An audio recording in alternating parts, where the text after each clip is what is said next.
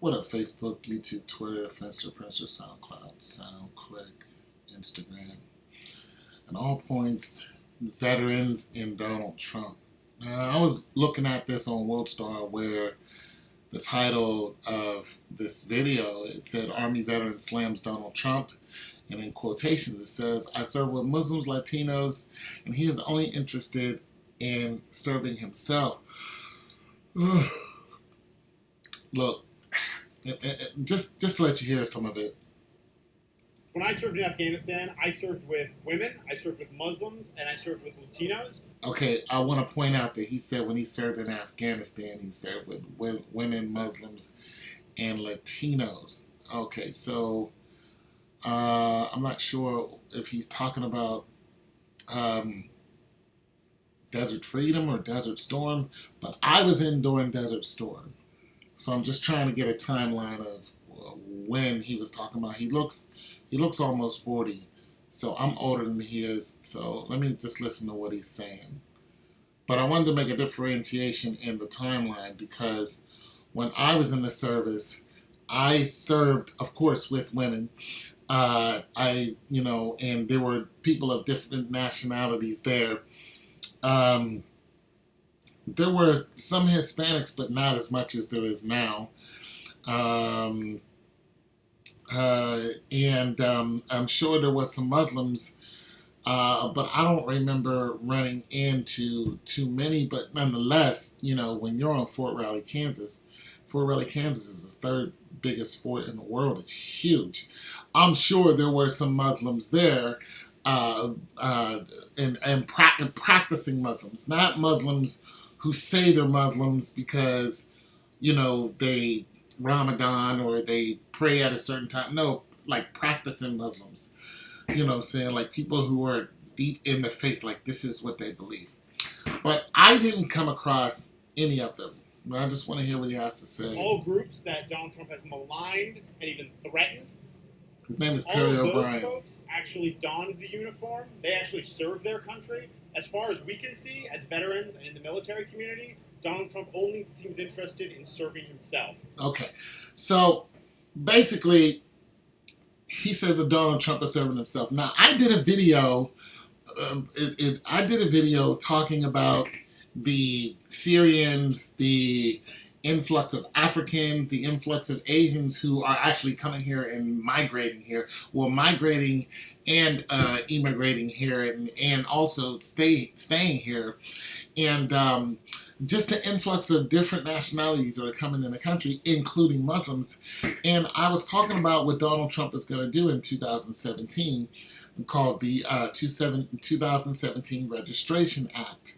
And I believe because he has such an issue with, so many groups coming in to America, I think that he's going to pretty much, indenture them to go into the service. And this is why this strikes a pause with me, because he's complaining about these people. He wants to put up a wall. He wants to stop all these. He wants to stop 250,000 refugees from coming into America who are right now, facing war. Some people are, fleeing Nigeria because Boko Haram. Some people are fleeing Syria. Some people are fleeing Mexico because 50,000 people get killed over there in 1 year. You got ISIS, who is basically beheading Christians and whole families, even other families that are Muslims. So you have all of these war-torn second and third and fourth world countries that are they're just in disarray. They're just at war. Like the law over there is pretty much, there is no law. And even though there is a tinge of order, the order is just a smoke screen. So nonetheless, a lot of these people are coming to America because, for one, they believe that America upholds the law. They uphold the right of women, because a lot of these countries, they don't care about women.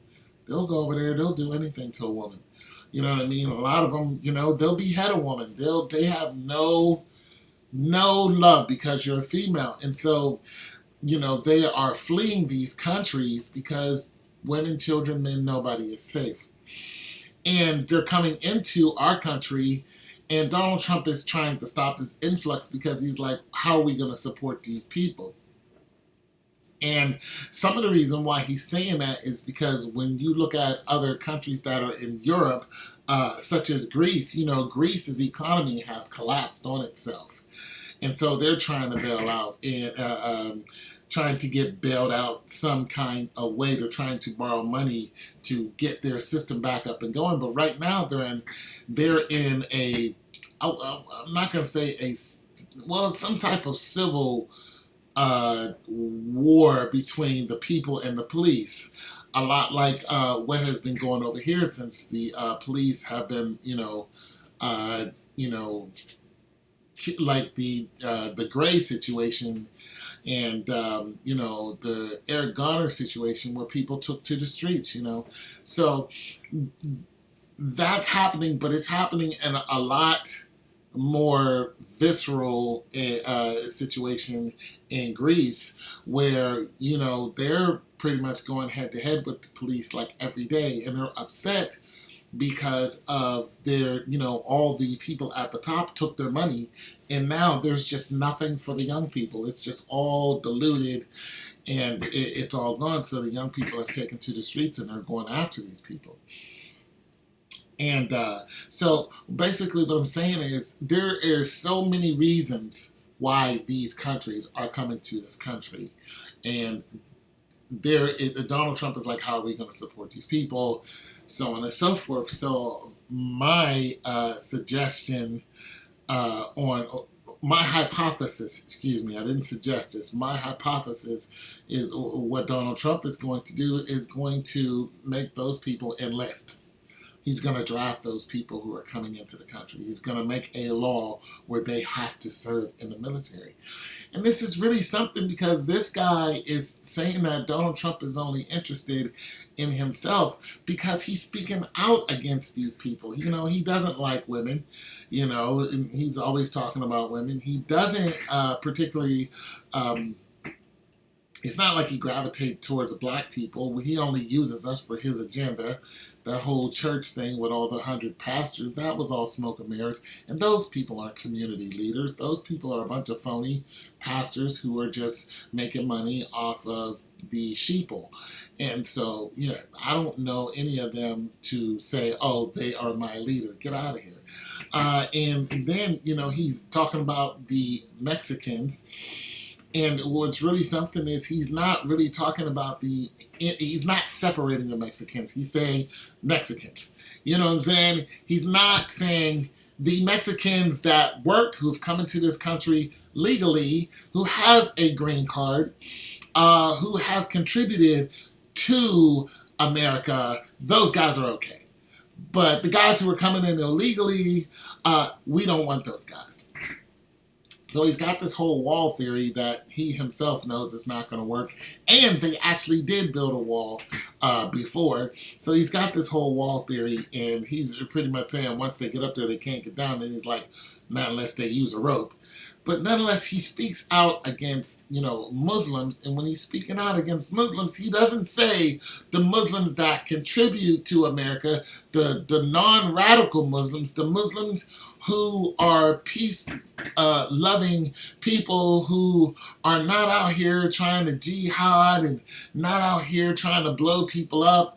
The Muslims that actually who are helping people, the Muslims you see all the time, just everyday people going to work just like the rest of us. They just have a different belief in God. He's not saying nothing about them in a positive light. He's just making a blanket statement, Muslims. You know what I mean? And I made a video yesterday about making blanket statements. Those are very, very dangerous statements. You cannot make a blanket statement about a whole religion, a whole race, a whole community, a whole county, a whole country. You cannot do that. A whole state. You can't enclose everybody in this whole state and say that they all do this. because it's just simply not true. It's just not true.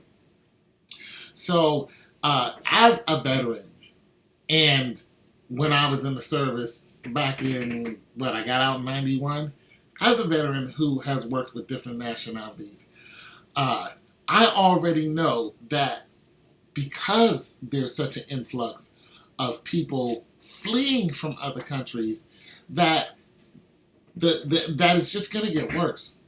So Donald Trump just needs to, he's going to be our president, unfortunately. But he really needs to figure out a way how to, for one, balance what he's saying. He needs to, dial it back with the blanket statements, because these people aren't just going to let you just walk all over them. You're going to try to take a lot of these people and deport them. Good luck with that. You're going to run into backlash because their countries are beheading people. You go across the border to Mexico, and they tell people, don't go to Mexico. It's one of the highest places of kidnapping. They'll take you, cut your finger off, and say, give me your bank number. I mean, they've even had an FBI got shot over there at a bank teller machine. I mean, it's real over there, They got the police over there who are not actually the police, Plato or Plomo. They're after money. So, you got families that go over there and vacation or whatever, and, those families get kidnapped. Some of them don't come back, some of them do. And they're saying that they're the cops. They're cops, but they're rogue cops.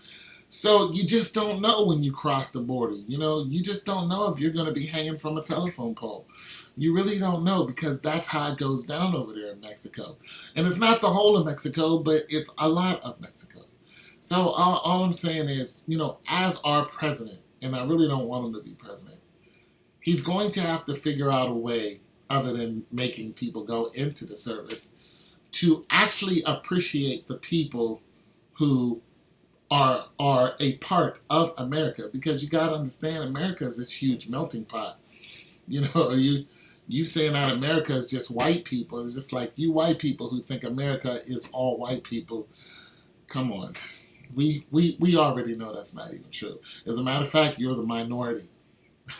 Okay, darker skinned people, black people, are the majority. Even Benjamin Franklin talked about this. He already knew, in all countries all over the world, he already knew white people are the minority. You always have been.